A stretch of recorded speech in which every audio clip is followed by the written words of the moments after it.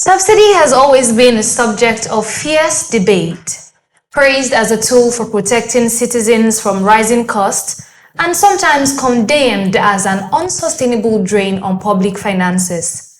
From food to fuel, subsidies sit at the heart of policy decisions that directly affect the daily lives of millions. Well, on this episode of Untangle, we dig deep into the realities of subsidies, what they mean for economies, for governments, and for ordinary people. My name is Blessing Dagin. Welcome.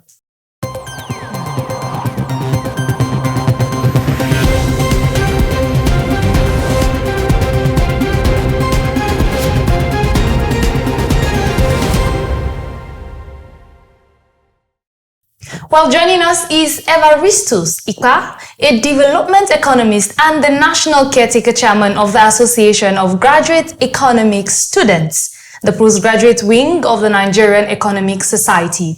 His research spans development economics, natural resource economics, macroeconomics, and international trade, making him well placed to help us untangle this widely misunderstood concept. Thank you so much for joining us. Thank you for having me. All right, so let's go straight into dissecting what subsidy is. So from the very beginning, what is subsidy, and really, why do governments put in subsidy? Okay, I think first we start by defining what subsidy is. Of course. It's funny how most times people talk about subsidy, but we tend to ignore the word subside. Subside. So that's where I'll start from. Subsidy is like a reduction. You understand? What are they reducing? Why are we talking about subsidy?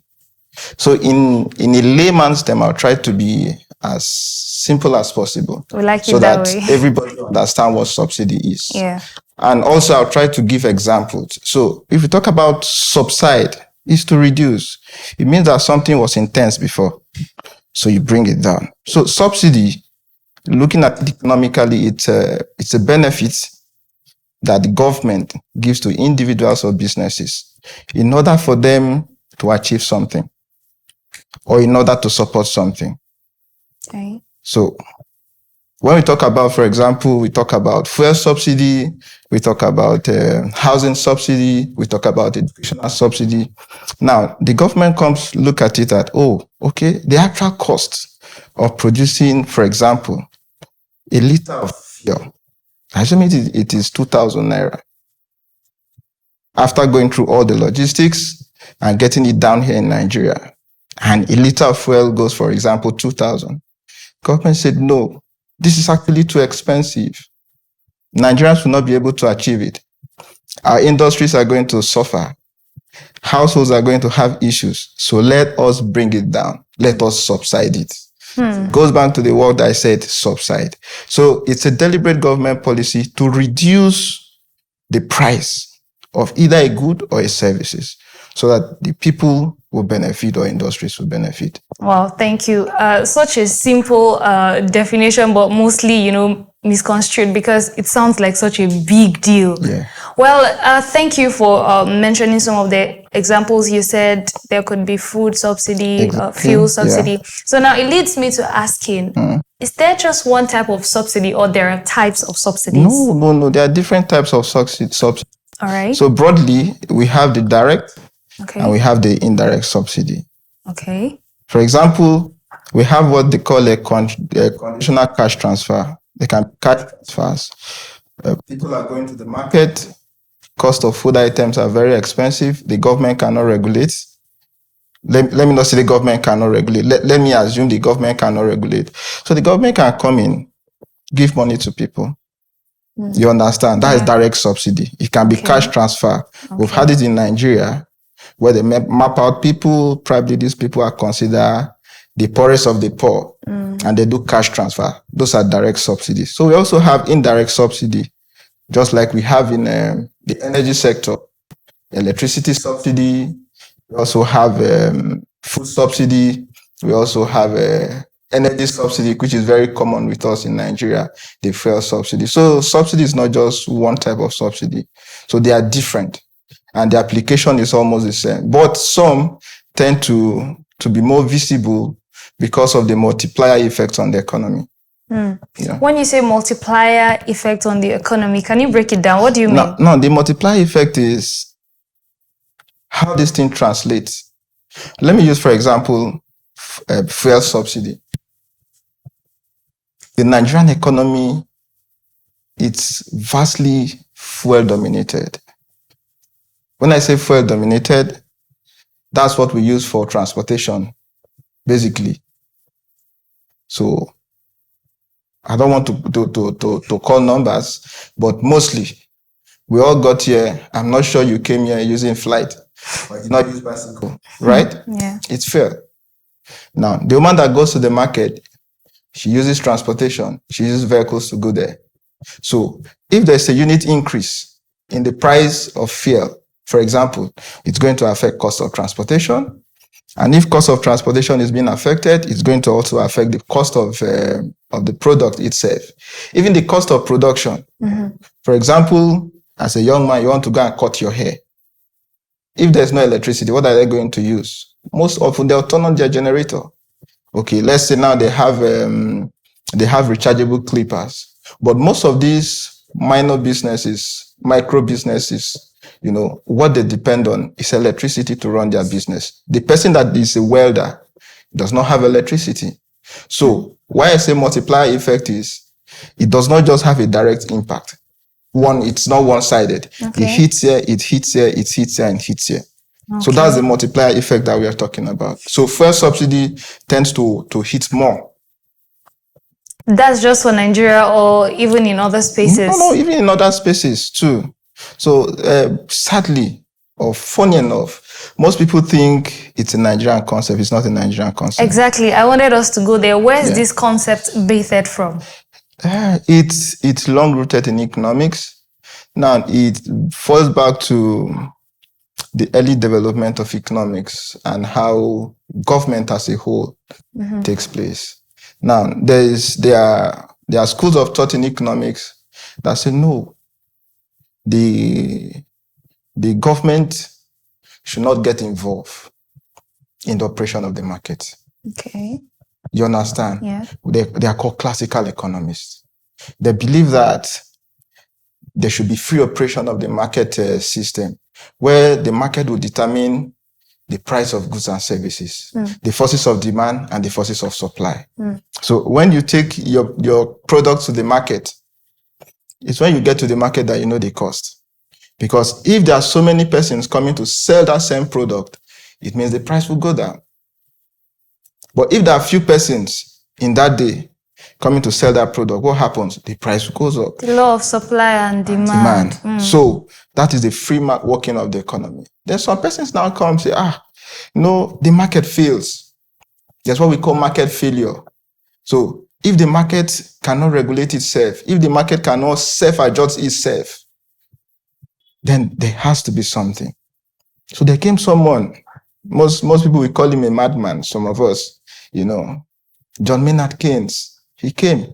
He said, at the long run, if we allow the market to adjust itself, we might all be dead. So there have to be interventions. They now call for government interventions. So how do the government intervene? By regulating prices, by setting regulations. You understand? Yeah. Now, there are different aspects at which the government has to regulate in the market. You understand? We know that capitalism, we believe that, people can determine what to produce, for whom to produce and all that. But we still say no. The government has to come in, provide security, provide energy. Because sometimes if you leave some of these things in the hands of private individuals, the prices are going to skyrocket so much. So that's where government had to come in. It's not something of 20th century, 19th century. It's dated way back to the 17th century. So the concept of subsidy, it's not new. It's not a Nigerian concept. It's not just a European concept alone. It's a global concept. Yes. I think I have a better understanding of what subsidies generally are. Okay. Now, yes, it's government coming in to regulate the market, like you said. Now, but then how do they apply it? Where do they get this money from? The money they use in subsidizing maybe things for the citizens. Okay. Where does it come from? Yes, the government has different ways of raising money. You understand? Yeah. The government has different ways of raising money. For example, Nigeria, a vast amount of the monies we have, our revenue, come from the sale of crude oil. You understand? Yeah. So that's talking about billions and trillions over time. I've forgotten the figure. I can't rack those figures now. The amount of money Nigeria has generated from oil. The government also do taxes. You people pay taxes. I also believe you pay taxes as well. So government gets money from there. You understand? Then there are other ways too. There are other monetary aspects where government issue bonds. The central bank also prints money. Government also have businesses that they run too. You get? So government raise money in different ways. And that's what they use in subsidizing maybe services or things for the masses. Exactly. That sounds good. But now, who really benefits from subsidies? Now, every economic policy or every economic concept have two side benefits. Okay. There's what we call the Pareto optimal concept. Some people are made better off, and some people are also made worse off. So there's no policy that you think is straightforward. There must be people that are made better off, and there are people that are worse off. So for subsidy, individuals benefit. Okay. Just like I had mentioned earlier, in terms of the cost of transportation, when prices, for example, of fuel goes down, cost of transportation will go down. Yeah. True? True. Cost of food items will go down. True? True. Cost of living will go down. True? Of course. That is benefits. Now, for government, it means they'll be maintaining peace. Their citizens are not suffering. But subsidy also bites the government. It means if there's, for example, there's 50 trillion and you are using, let me say, 20 trillion to take care of subsidy. That 20 trillion, it's an opportunity cost. It's amount of money that you'd have used to fix infrastructure. It's an amount of money that you'd have used to fix education. It's amount of money that you'd have used to probably venture into the mass production of vehicles, or you put that money into industrialization. You get? So, but when government pays this money, it means government is also losing. They are benefited in one way that, okay, their citizens are okay. They can access these commodities, they can access this product, they can access this service, but it also means there's huge government deficit. You understand? Or let me not say government deficit, let me rather rephrase the word. There's huge fiscal burden on the government. Okay. Yes. So this explains why there's always a lot of debates around if subsidies should be put in place or it shouldn't be put in place. But then let's look outside a little bit. Are there places you could pinpoint for me where, outside our immediate environment, where subsidies are on and they work perfectly fine? Yes. Even before now, subsidy was working. So it's the removal of subsidy that makes it look as if, now for people, for there to be such an outreach means that it was working before. But what the problem was with Nigeria is that transparency that people did not see. You understand? We could not really know how much is being spent, on subsidy on annual basis, and those cost components that actually translate to that amount. So, for example, in the United States of America, I tend not to make examples with the United States because they are an advanced economy. You understand? In as much as the market decides prices, there are still areas where the government comes in. Okay? You have the transportation network there is very different, it's subsidized. Electricity, to some extent, is also subsidized. Then come back to Africa as well. If you go to Egypt, the cost of petroleum is subsidized, it is cheap. It means the government is also paying. If you go to Algeria, it is cheap. It means the government is also paying. And there are other examples that we can mention. I don't want to make use of Venezuela because in as much as subsidy seems to be working, we also have to look at other aspects of the economy. You can be paying subsidy. It looks at, cost of, for example, energy is cheap or it's low. But what is happening to unemployment in those countries? What is happening to poverty in those countries? So those are other indices we look at it. You understand? What's the level of debt in those countries? So there are different aspects we look at it. So we can't just come and say, it is working.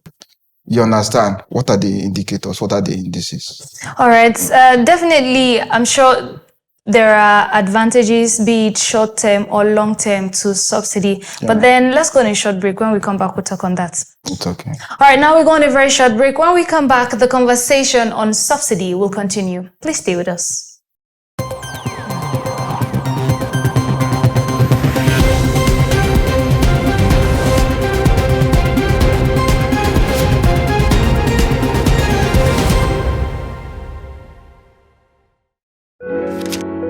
Everybody has a stake in making the world a better place with love and compassion. As we thrive daily, we continue to strive to face the many challenges that faces our Earth because together, we all matter. On one side, we are exploring the captivating stories, the trends, the glamour, while on the other hand, we're looking at the love, the care and compassion from our champions. In our Stars Quiet Cove lies the burning passion for humanity, which is seldom known and unsung to the world. Join me on Famed to look at the flip side of your favorite beyond the regular.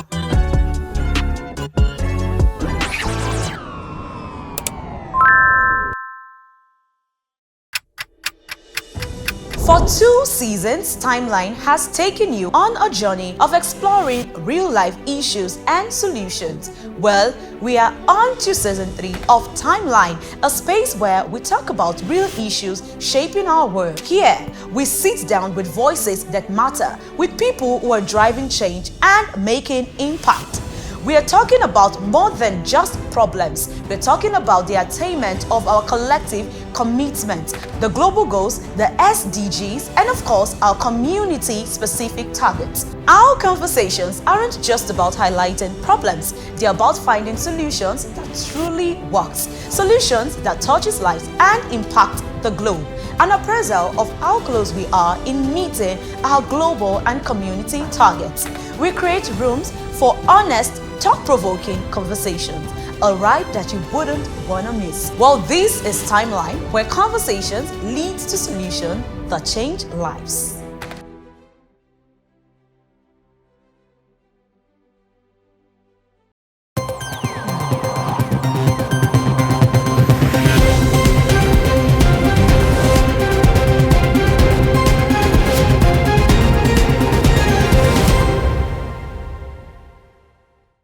Well, thank you so much for staying tuned. This is still Untangle right here on Hued Network. All right, so we're talking about subsidy, and now we're trying to move on to the advantages of subsidy to an economy, be it short-term or long-term. Can you give us some of those? One of the advantages of subsidy, for example, just like I said before, costs, it has its implication in the overall price level. Cost of goods tends to be low. Okay. Cost of energy or cost of the particular sector that the subsidy is targeting tends to be low. You understand? People can afford it. For example, education subsidy.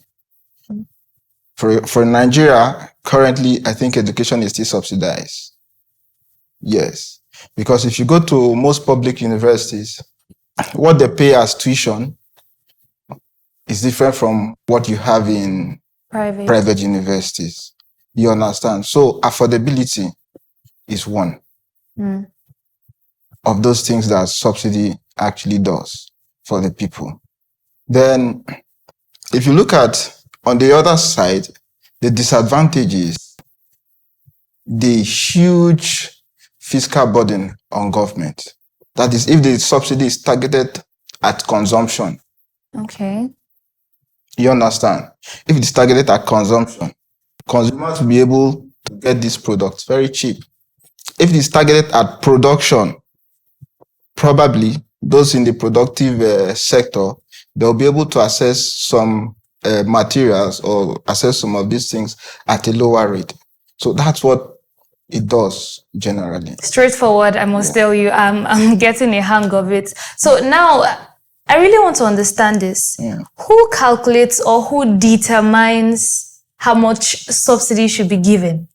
Is it solely a government decision, or are there things that, points a particular government towards knowing the exact amount or the kind of subsidy to place at different points in time?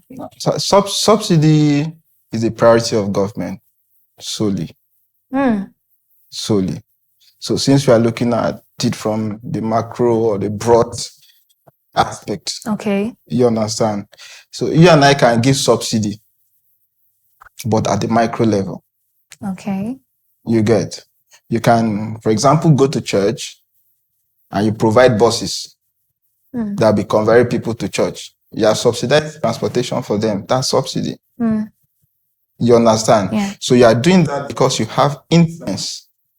So looking at Nigeria as a whole, holistically, it's the government. So the government decides where they should give subsidy. They decide what they want to get as a revenue.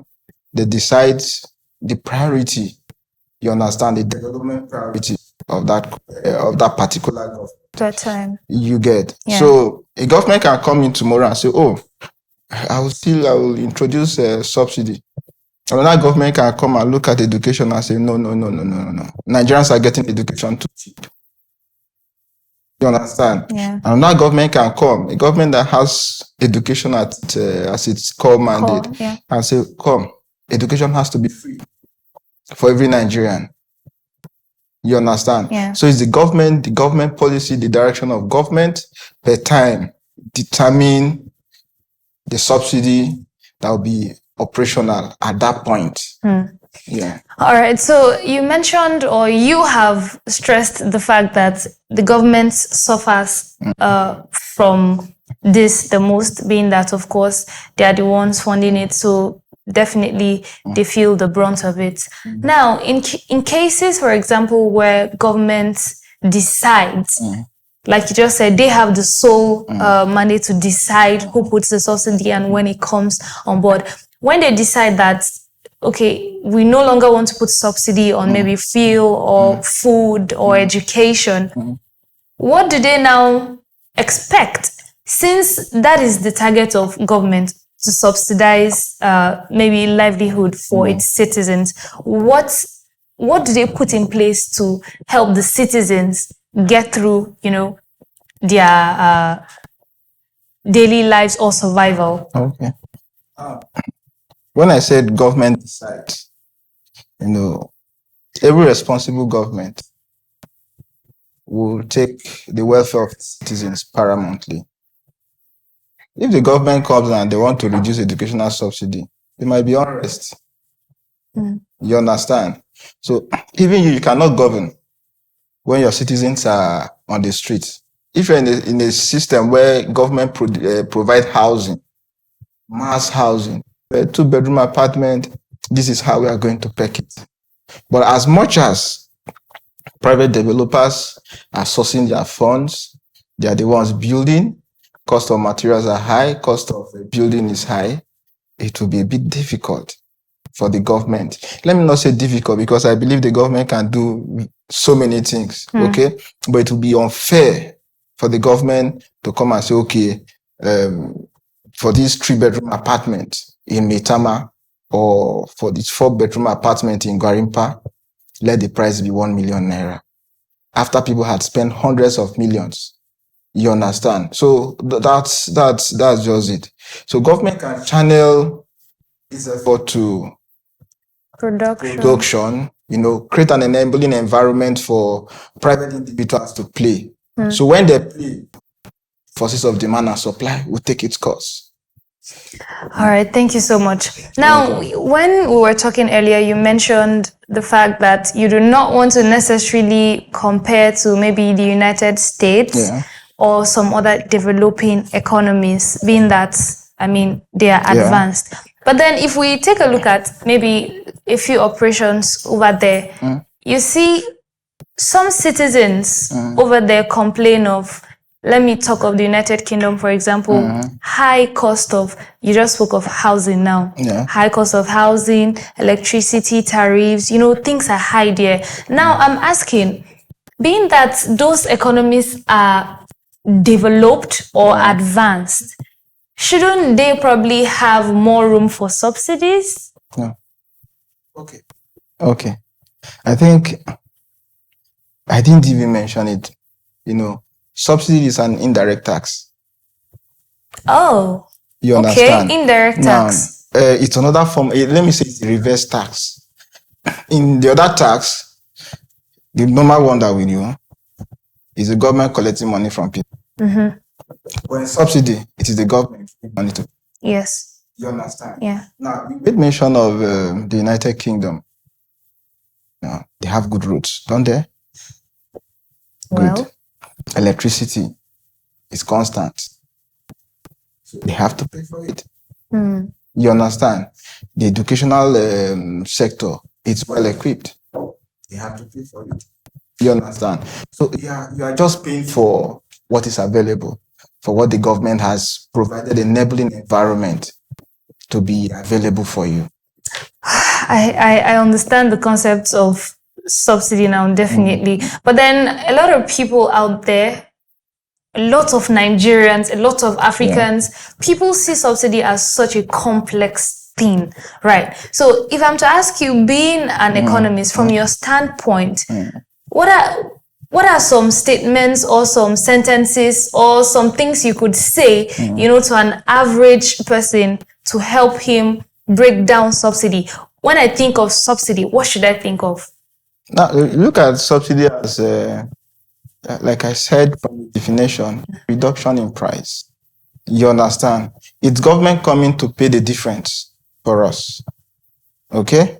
If the average cost of producing a liter of fuel, for example, let me say it's 2,000 naira, and the government said no to the producer, Dangote, I'll pay you 800 naira.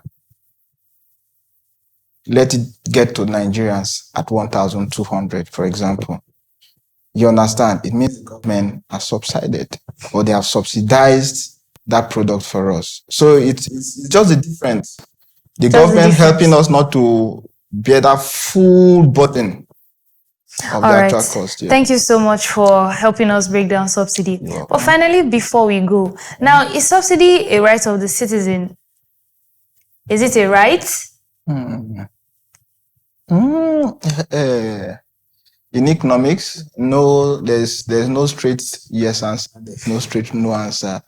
You understand? Now, even if you look at it, the fundamental human rights, I'm not sure there's anything like right subsidy. You understand?